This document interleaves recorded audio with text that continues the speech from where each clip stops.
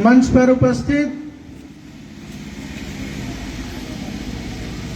पिछली बार जब मुलाकात हुई थी सर से,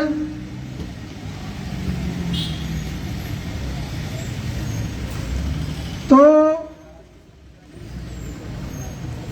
अपने इस कर्तव्य पत्र को मैंने दिखाया था सर को। मैंने भी काफी न्यूज में देखा, चीजें कुछ समझ में आई कि लगा मुझे कि सर से भी कुछ उनके अनुभव को आप सब के बीच साझा किया जाए।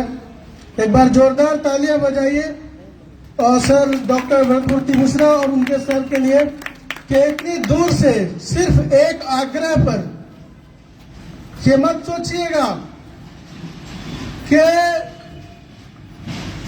इतने दूर से वो और अपने कैरियर और अपने नौकरी को छोड़कर कुछ पाने और कुछ चाहत रखने की अपेक्षा लेके आए हुए हैं, क्योंकि हम सब ने जो लोग यहां पर दिखाई दे रहे हैं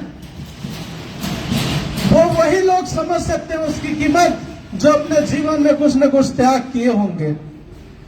तो जैसा कि मुझे नहीं पता था कि नायर साहब दुबई में रहते थे, वो सर को देखे फिर वहां से आए। साहब का एक लंबा अनुभव, दोनों ही सरकारों के साथ काम किए हैं। जब आप उस जगह पर जाएंगे तब आपको पता चलेगा कि आखिर काम कैसे किए जाते हैं, कैसे होते हैं।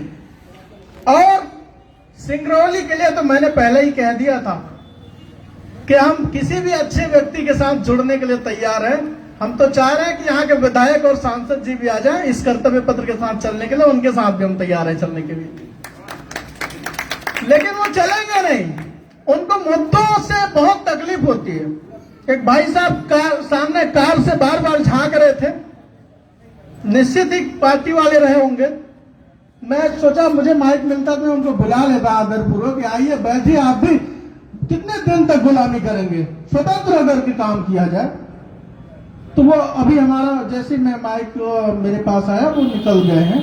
उनको शुभकामनाएं, उनके जीवन में बहुत खुशहाली आए, ऐसी मेरी शुभकामनाएं हो।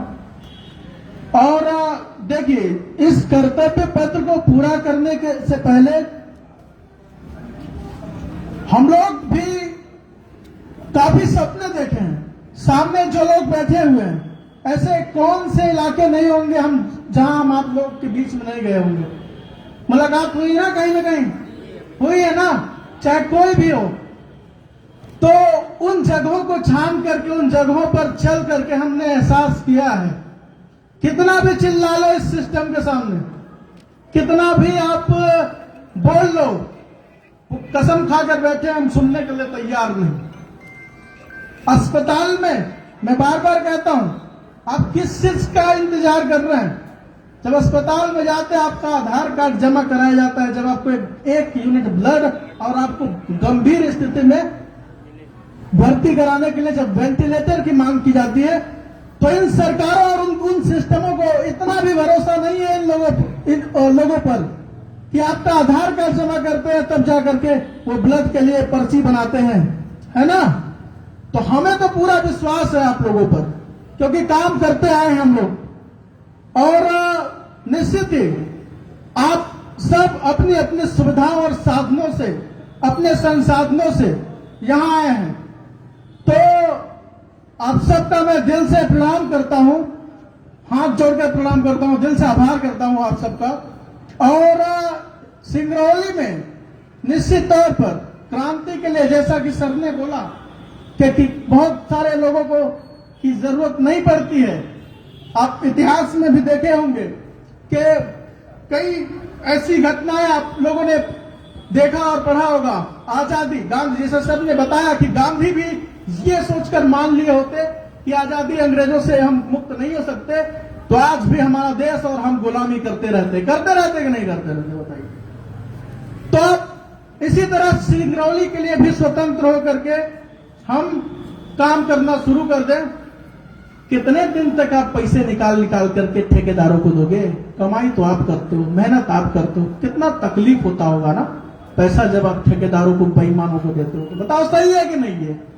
कंपनी में काम करते सही है कि नहीं है? इससे मुक्ति चाहिए कि नहीं चाहिए ना? बहुत आसान काम है, बहुत बड़े बड़े काम करने की जरूरत नहीं है। यहां कोई सुनना नहीं चाहता है, आपको चर्चा नहीं करना चाहता है। बताते हैं नई नई पार्टी है, नया नया अनुभव है, शायद कर पाएगा नहीं कर पाएगा। इसी अस्पताल में 50 साल से ये दुर्दशा खराब थी कि नहीं थी? जांच, डॉक्टर नहीं मिलते थे, जांच भी नहीं होती थी, दवाइयां नहीं मिलती थी, उसके दवाइयों के कारण लोगों की मौत हो जाती थी, हम चिल्लाते रहते थे। बताओ जब हम लोगों ने चिल्लाया एक भी मौत हुई क्या? उसके बाद हुई क्या? कोई घटना आया? नहीं आया ना। करोड़ों के घोटाले हमने एक पत्रकार बन करके दिखाए हैं। अस्पताल में डॉक्टर बैठने लगे, बताओ बैठने लगे कि नहीं बैठने लगे? है ना? इलाज हो रहा मरीजों का, लाखों लोगों का जो आते हैं, 1000 2 हजार बच रहे हैं कि नहीं बच रहे हैं? एक बार मौका दे करके दे दो। हमको पता है कि कहां से कहां जा रहे हैं आपके, बहुत काम होंगे आपके।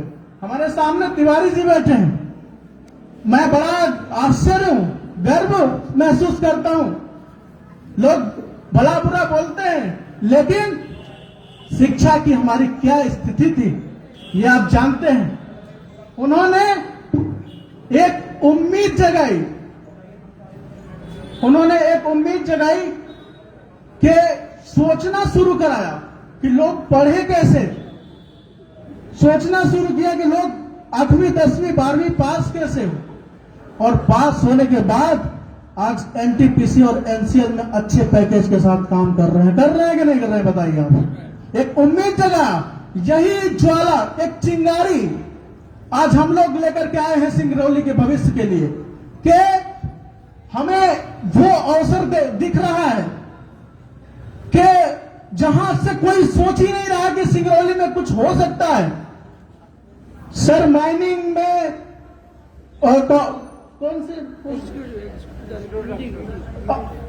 ईडी थे शिवराज सरकार में, यहां का माइनिंग का पैसा जब जाता था तो सर जानते थे, उनको पूरी जानकारी, लेकिन वो चीजें बता नहीं रहे, अपनी बात कह नहीं रहे हैं। मैं बता देता हूं यहां के पैसों का कैसे कैसे खेल होता था।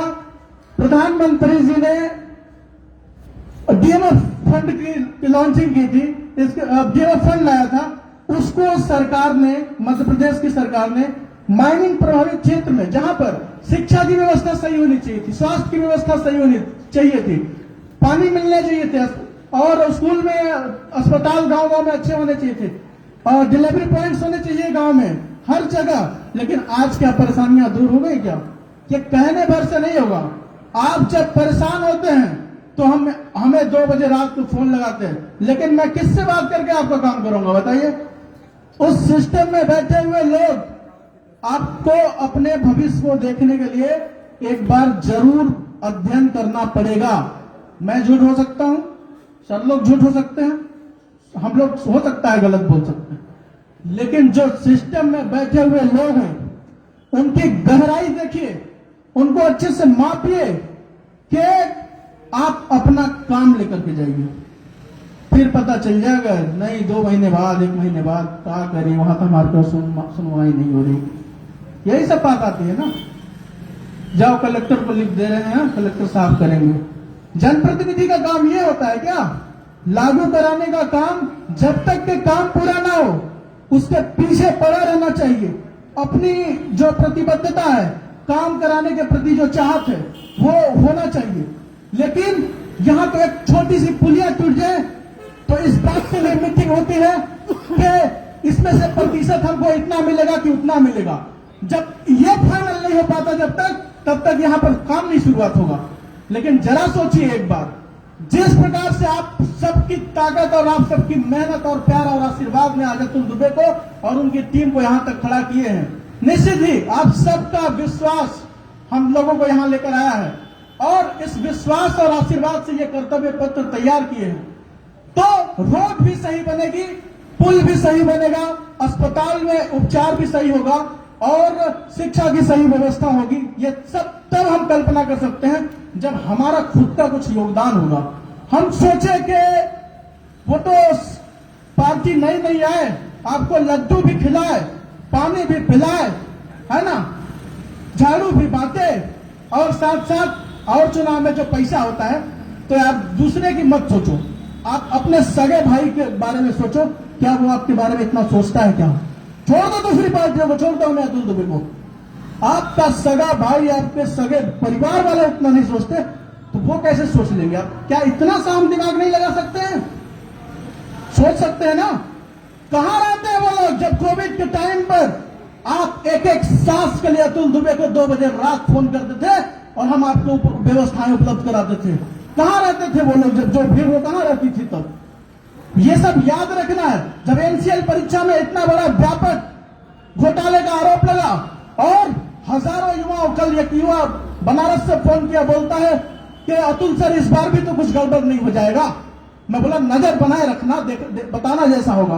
पूरे हिंदुस्तान से युवाओं ने फोन किया और मुझे विश्वास है कि वो सब देख रहे हैं सामने।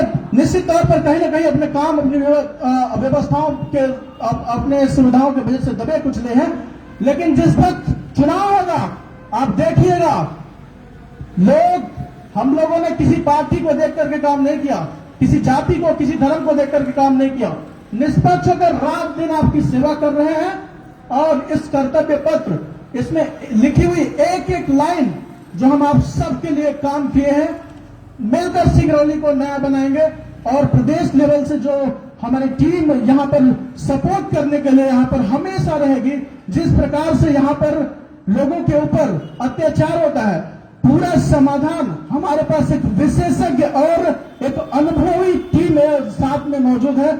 जाहिर सी बात है, जो काल से देख रहे थे, ऐसे ऐसे बहुत सारे लोग अभी बहुत जगह से देखेंगे। चिंता करने की जरूरत नहीं है, हम सभी समस्याओं का जड़ी बूटी लेकर बैठे हुए, सब लोग के आशीर्वाद से बहुत अच्छा काम होगा। बताइए सही है, होना चाहिए नहीं?